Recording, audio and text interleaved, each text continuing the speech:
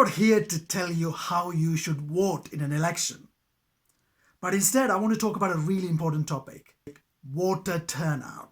So here's an important question. In any country, when you have a voter turnout that's just 54%, how could you call that a democracy? One of the things I really hate is when people just complain and complain about the state of a nation. It could be the UK or the USA. People just want to complain. So whenever that happens, I always ask one question. I say, in the last election, did you vote? Really? Did you vote? And over 50% of the time, the answer is always no.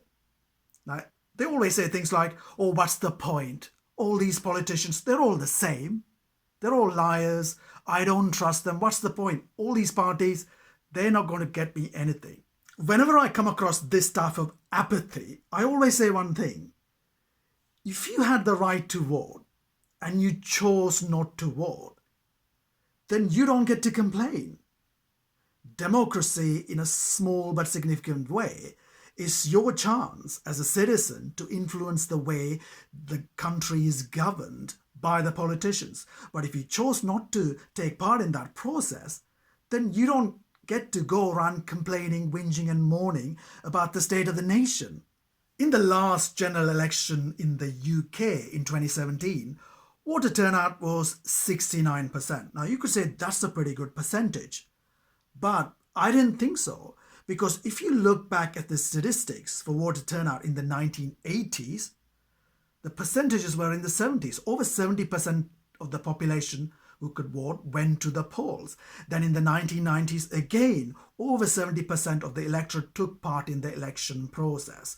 But in this century, in the UK, what I notice is that too many people have become apathetic. A few days ago, I was talking to someone who works for the local electoral office, and I wanted to know more about this whole topic about voter turnout, apathy, and the percentages.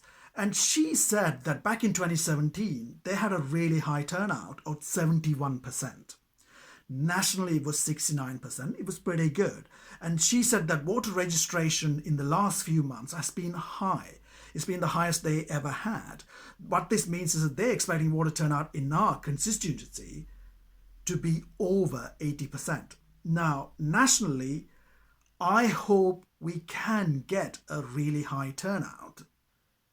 That percentage from 2017, 69%, has to be improved. See, this is where I really want to compare the way citizens in a first world country and a third world country treat democracy. I spent the first 13 years of my life in a third world country in a time of civil war. And in Sri Lanka, a lot of people regarded democracy as something really sacred. As a child, I used to remember that my father used to tell me that whenever they went to cast their vote, they will have their fingers inked like that, right? This is to make sure that they don't go back and vote again. But what my father and his friends used to do is that they will somehow find some chemical, try and get rid of this ink, and then go back and vote again. And then a third time and a fourth time. And some men did that. Some men got arrested. Now, I'm not condoning this type of behavior, but if you look at the context of the situation, the Tamils were trying to get freedom, trying to get their voice heard in the parliament, and they felt that they were being marginalized. So they did all sorts of things. You can understand that. But my point is that there was so much passion for democracy. I still remember what it was like to be a child in Sri Lanka during election days.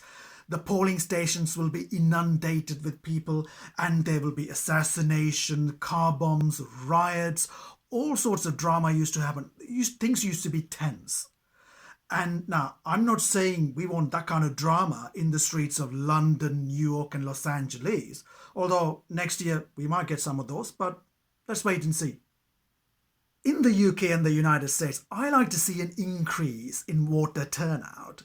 I mean, right now where I'm living, on that side over there is a place that gets used as a polling station.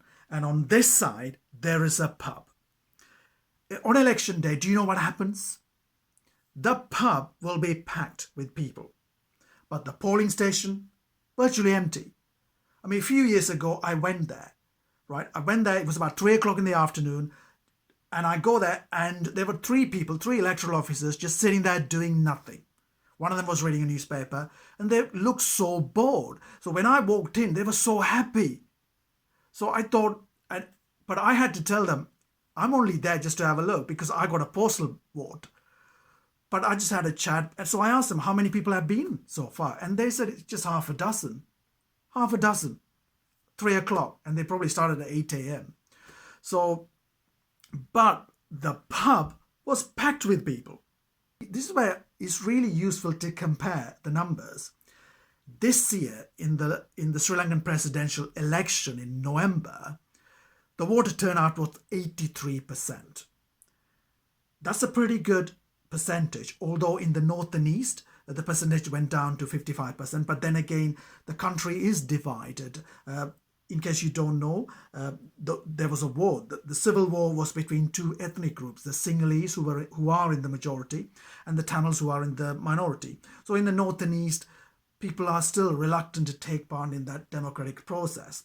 But if you look at India, the world's largest democracy with over 900 million voters, this year in April and May, the percentage of people who went to the polling station was 69%. And this is the highest they ever had.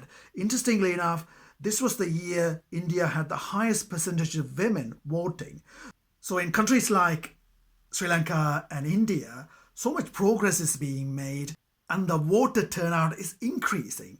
But when you compare it with the UK and the United States, these are two countries with two of the oldest and the most highly evolved democratic systems when you compare them to third world countries.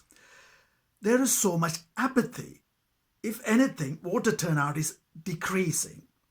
If you look at the US presidential election in 2016, what was the percentage of the turnout? 54%. 54%. So what happened to the 46% who couldn't be bothered to vote? In this century, so many people in third world countries like Sri Lanka, India, Myanmar, Turkey, and many other places have died fighting for democracy. But in countries like the UK and the United States, I do get annoyed with the really high levels of apathy. Now, at the same time, we do know the history of the UK and the United States. Many people in the past have given up their lives so people like me and you could cast a vote. Now, if you're watching this video, I'm pretty sure you're a responsible citizen. You will vote. But if you know somebody who likes to shy away from the ballot box, but they always like to complain about the state of the nation, maybe you should show them this video. Tell them how lucky they are to have this beautiful thing called democracy. This is something that we must cherish. Now, I know a lot of what I said in this video might have sounded pompous and pretentious. You might even think, who is this third worlder to tell us in the first world how to treat our democracy? Who does he think he is?